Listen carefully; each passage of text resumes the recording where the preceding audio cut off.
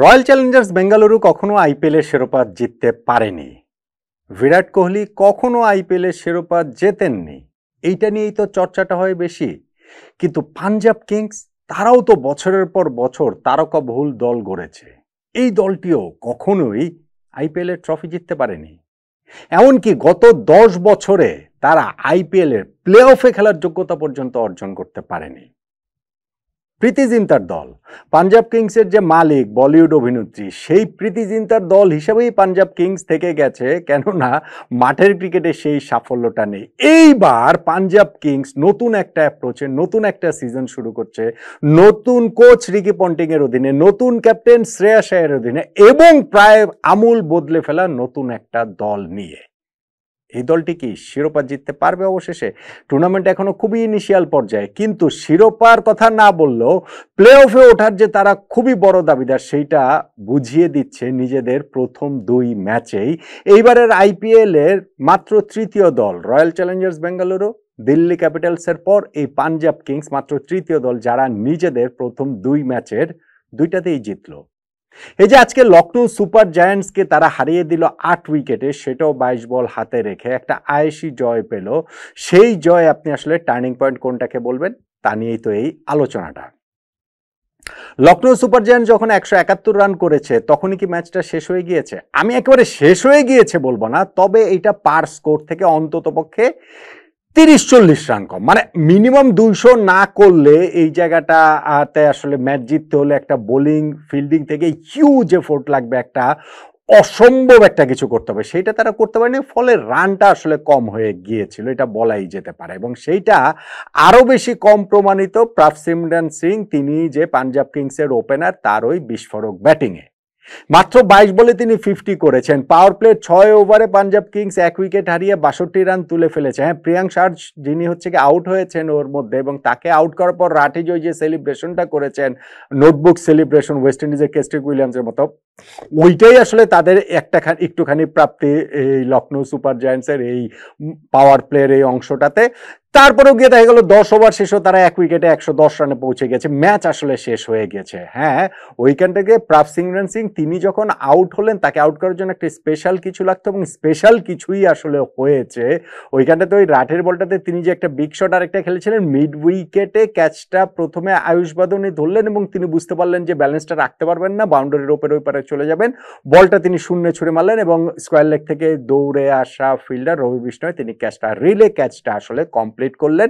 কিন্তু তারই মধ্যেই তো প্রাভসিমরন সিং একটা হচ্ছে গিয়ে 200+ স্ট্রাইক রেটে 34 বলে 69 রানের ইনিংস খেলে ফেলেছেন, ম্যাচটাকে এক অর্থে শেষ করে দিয়েছেন। আর তারপরে বাকি কাজটুকু করেছে এই পাঞ্জাব কিংসের ক্যাপ্টেন শ্রেয়াস আয়ার, এবং হচ্ছে গিয়ে তাদের ওই নেহাল ওয়াদেরা, যেই দুইজন হচ্ছে ওয়াদেরা 25 বলে 43 রানে নট আউট ছিলেন, এবং 30 বলে 52 রানে not out captain Shreyas Iyer. Last বলটাতে ছক্কা মেরে, লাস্ট বল তো আসলে না, ছক্কা মেরে তিনি ম্যাচের লাস্ট বল হিসেবে সেটাকে প্রমাণ করে দিয়েছেন, এবং সেইটাতে তারও 50 হয়েছে, দলের জয়টাও নিশ্চিত হয়েছে।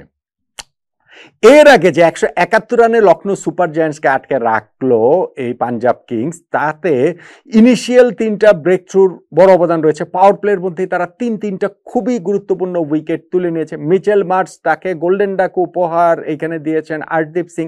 তারপরে গিয়ে ওইখানটাতে 18 বলে 28 রান করে ফেলেছিলেন এইডেন মার্করাম, তার উইকেটটা লকি ফার্গুসন তুলে নিয়েছেন। আর সবচেয়ে বড় ব্লো হয়ে এসেছে তাদের জন্য ঋষভ পান্টের উইকেট, একটা উইকেট, একটা বোনাস উইকেট আসলে পেয়ে গিয়েছিল পাঞ্জাব কিংস। কেননা ওইখানটাতে গ্লেন ম্যাক্সওয়েল আসলেন, ম্যাক্সওয়েলের ওই বলটাতে হাফ ট্র্যাকারটা মাঠের যে কোনো জায়গাটাতেই তিনি বোধহয় পাঠাতে পারতেন, পাঠানোর সামর্থ্য আছে, কিন্তু সেইটা শর্ট ফাইন লেগে দাঁড়িয়ে থাকা ফিল্ডারের সাথে সরাসরি পান্ট ক্যাচ দিয়ে আউট হয়ে গেল। ফলে ওই যে 35 রানে 3 উইকেট পড়ে গেল, এই ইনিশিয়াল সেটব্যাকটা তাদের জন্য আসলে পাঞ্জাব কিংসকে যেমন আপার হ্যান্ড এনে দিয়েছে, লখনৌ সুপার জায়ান্টসকে শুরুতেই আসলে পিছিয়ে দিয়েছে। সেই জায়গাটা থেকে তাদের একটা রিকভারি ফেজে তারা ছিল নিকোলাস পুরান এবং আয়ুষ বাদনের পার্টনারশিপটাতে, এবং নিকোলাস পুরান যতক্ষণে থাকেন ততক্ষণে তো বড় কিছুর আশা করাই যায়।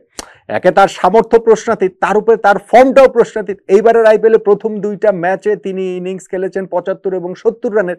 এই ম্যাচেও স্টার্টটা পেয়ে গিয়েছিলেন, কিন্তু স্টার্টটা পেয়ে যাওয়ার পরও সেটা কন্টিনিউ করতে পারেননি। যখন তিনি উইকেটে থাকলে সেটা 200+ আসলে হয়ে যেতেই পারত। 30 বলে 44 রান করার পর তিনি যেভাবে আউট হয়েছেন, সেইখানটাতে বোলার যুজবেন্দ্র চাহালের যেমন ক্রেডিট রয়েছে, ঠিক তেমনিভাবে ক্যাপ্টেন শ্রেয়াস আয়ারেরও আসলে হিউজ ক্রেডিটটা রয়েছে। কেন?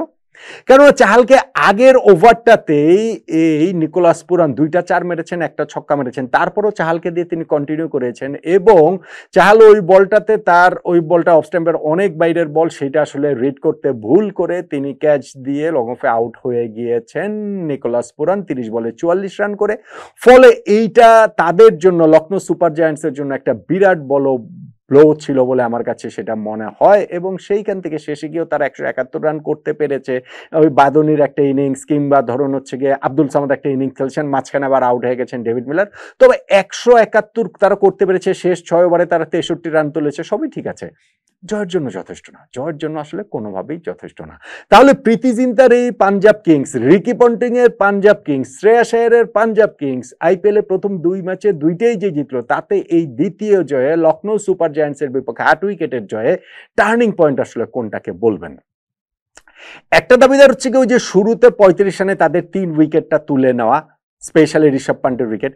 একটা দাবিদার আমার কাছে মনে হয় প্রাভসিংরান সিং এর ইনিংসটা, 34 বলে 69 রানের ইনিংস, যখন আপনি 172 তারা করতে নামছেন, সো সেইটা আসলে খুবই গুরুত্বপূর্ণ। কিন্তু আমার কাছে আসলে সত্যিকার অর্থে এই ম্যাচে আমার টার্নিং পয়েন্ট হচ্ছে গিয়ে নিকোলাস পুরানের উইকেটটা। পুরান যেই ফর্মে ছিলেন এবং যেভাবে তিনি উইকেটে সেট হয়ে গিয়েছিলেন এবং সেইখানটা থেকে তার উইকেটটা খুবই ভাইটাল ছিল। পুরান যদি ওই সময় আউট না হতেন, হয়তো বা তাদের স্কোরটা 200+ হতো, তখন হয়তো বা ম্যাচটা অন্যরকম হলেও হতে পারত। এবং পুরানের সেই উইকেটটাতে আমি বলছি, ঠিক যেমনভাবে বোলার যুজবেন্দ্র চাহালের ক্রেডিটটা রয়েছে, একই সঙ্গে পাঞ্জাব কিংসের ক্যাপ্টেন শ্রেয়াস আয়ারেরও সেই ক্রেডিটটা দিতে হবে যে তিনি তাকে দিয়ে কন্টিনিউ করিয়েছেন। ফলে আমার কাছে এই যে পাঞ্জাবের দ্বিতীয় জয় এবং লখনৌ যে 3 ম্যাচে দ্বিতীয় পরাজয় হলো, সেইখানটাতে টার্নিং পয়েন্ট হচ্ছে গিয়ে নিকোলাস পুরানের উইকেট, যেইখানটাতে বোলার যুজবেন্দ্র চাহালের পাশাপাশি পাঞ্জাব কিংসের ক্যাপ্টেন শ্রেয়াস আয়ারেরও হিউজ ক্রেডিট রয়েছে। একমত হবেন কি আপনি?